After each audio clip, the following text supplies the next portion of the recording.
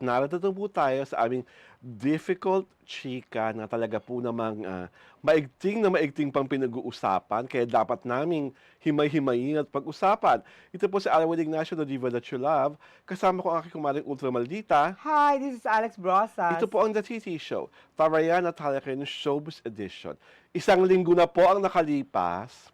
Nagmamaganda na po si Miss Shanice Palacios, ang Miss Universe Miss Nicaragua, ang buong Pilipinas at ibang bahagi ng universe. Hindi pa po makalma. Nagdadabog ang mga bangs. Nagngingit-ngit. Dahil nga, eto na, di umano ang ating pabulosang kandidata si Michelle Marquez di Filipinas ay dinaya. Mare, ano ba yung balitang to? Kasi there was this post sa social media na claiming na galing sa sa Miss Universe official Organization. official website na during the final top 5, Okay.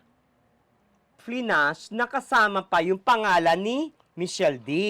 Oh! At wala sa listahan ng top 5 Miss si Miss Thailand. Thailand. Okay. Ngayon, after a while, nawala yon.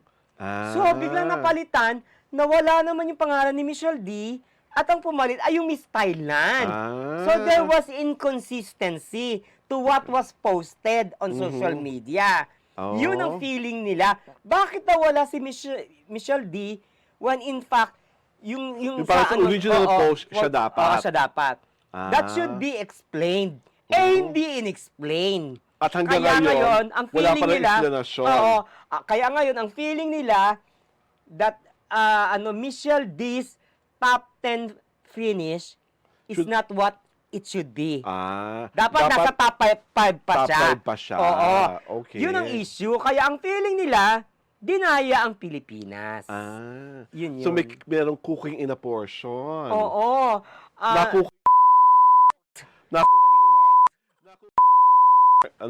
Si Michelle Marquez D. Oo. So, ang gusto kong malaman, kung i-connect natin ng dots, sino ang gumawa ng cooking in a portion? Of course, people can only speculate, 'di ba? Hindi naman hindi naman malaman kung sino nga Kasi kung obviously an unseen hand moved. 'Di ba? Kung talagang naluto, 'di ba? Oo, totoo. Ngayon, if it was an honest mistake, they should have the decency to make an official a statement. Yes. Di ba ganon? Oo. Tsaka, dapat yun, ura-urada. Katulad Agad, ng ginawa ni Harvey, Harvey. oo. Di ba? On the spot. We made a mistake, chuchu. Pia Wurzbach is the Miss Universe. Di ba? To the point na napahiya pa si Miss, ano ba yun? Miss Colombia. Miss Colombia, di ba? Oo. Parang 2 minutes, lang siya, Miss Universe. Chok! Di ba ganon? I mean, that's a professional way to do things.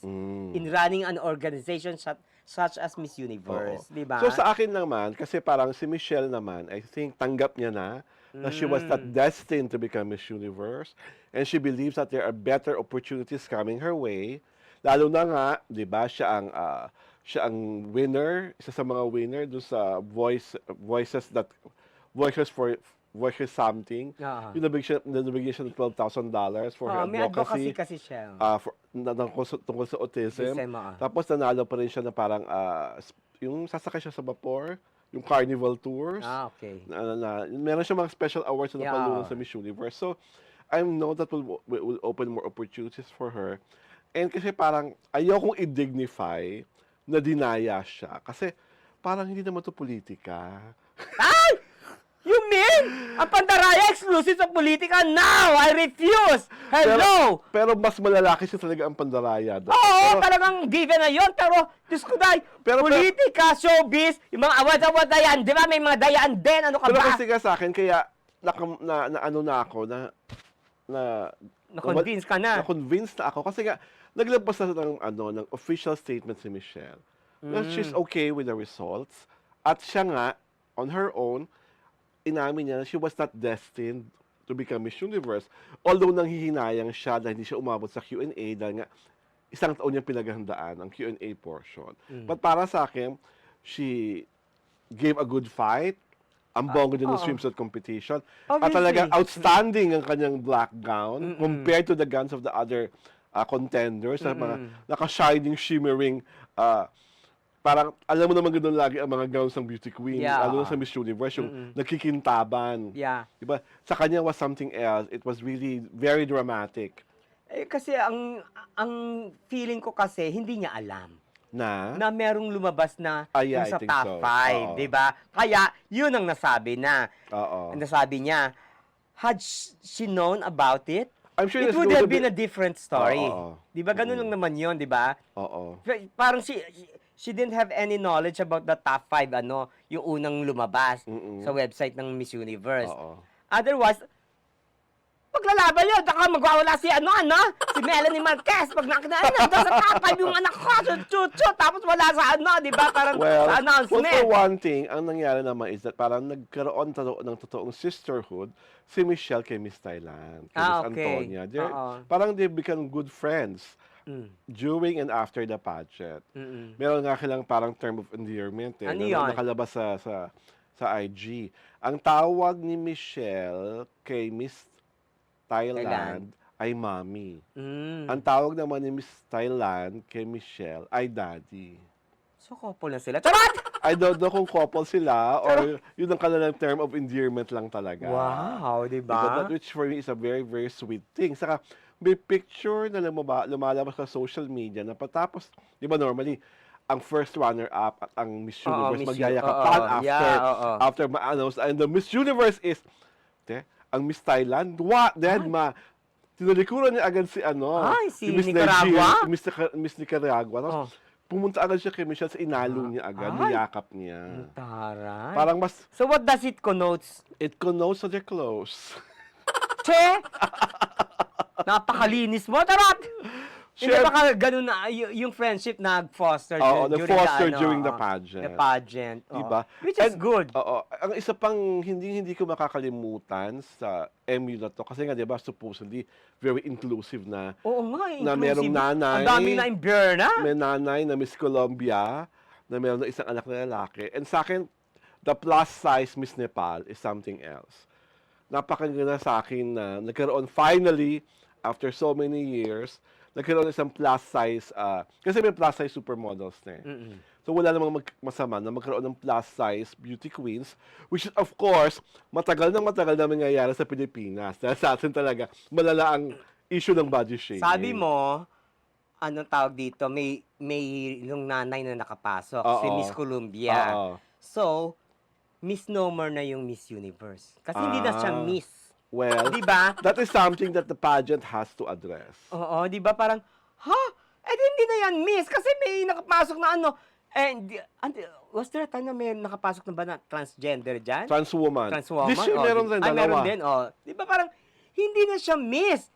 Pareho So- kayo ng opinion ni the first is universe natin, si Gloria Diaz. Oo. Dapat Ganon, pareho kayo. oo. The same Oo. word, ginamit niya, misnomer. Oo, Na misnomer. hindi na siya dapat Diba? tawagin Miss Universe. Oo. Kasi nga, meron Hindi ng na- trans oo. women, tapos meron ng nanay. Nanay, di ba? So, Oo. dapat Kasi lang talaga I believe na maraming, kung gusto nyo, Mrs. Universe, meron na yun yata, di ba? Sana doon na lang siya sumali. Oo, Miss Transgender. Oo. Di ba? Pwede man yan, Miss Transgender Universe. Mm. Di ba? May ganon. Kumbaga, it should not be inclusive kasi hindi pwede maging inclusive kasi nga, Miss ang pinagtatalunan. Miss! Wala Diba? tayong magagawa. Ang nagpausod niya kasi the owner last year was a trans woman.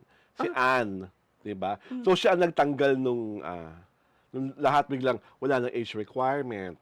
Oo Wala nga. nang age limit, Diyos 'di ba? ko. So kung halimbawa So, labo-labo na ito. oo, Diyos ko halimbawa lang. 50 years old ka pero mukha ka pa ring dalaga, pwede ka pa rin sumali. So ibig sabihin, may pag-asa si Tita Pedita Corrales na sumali sa pageant. Dahil sexy pa rin si Madam, di ba? Kung gugustuhin niya. Magsisimsuit siya? Ako, ang lalaban ko yun na pwedeng sumali dyan, Ina Raimundo.